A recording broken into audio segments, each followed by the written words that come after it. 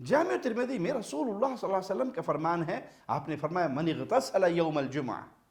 وغسل وبکر وابتکر، جس نے جمعے کے دن غسل کیا اور غسل کرایا اور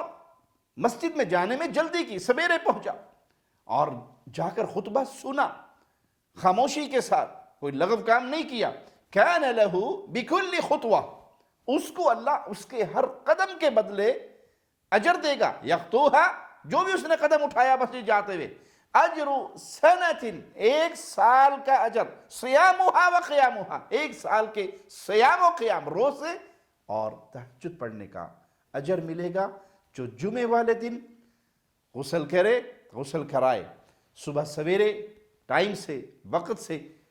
نکلے، مسجد کو جائے، امام کے قریب ہو کر بیٹھے اور پھر اپنا دھیان کہیں اور نہ لگائے بلکہ توجہ سے امام کا خطبہ سنے، ایک ایک قدم پر اللہ اس کو کتنا اجر دے رہا ہے، ہر قدم پہ ایک سال کے روزے اور ایک سال کی تہجد کا اجر مل رہا ہے رسول اللہ صلی اللہ علیہ وسلم کی طرف سے۔ یہ بہت بڑی خوشخبری ہے، یہ تھوڑی سی دیر کا عمل ہے اور ہر جمعے یہ آپ کے لیے فضیلت کے دروازے کھلے ہیں اور رسول اللہ صلی اللہ علیہ وسلم بشارت دے رہے ہیں، ہر جمعے یہ نیکیوں کی بہار آپ کی اور میرے لیے تیار کھڑی ہے، جو وقت سے نکلے، جلدی جائے اور ان سنتوں پہ عمل کرتا ہوا جائے، ہر قدم مسجد کو جاتے ہوئے ایک سال کے روزے اور ایک سال کے قیام کا اجر پائے۔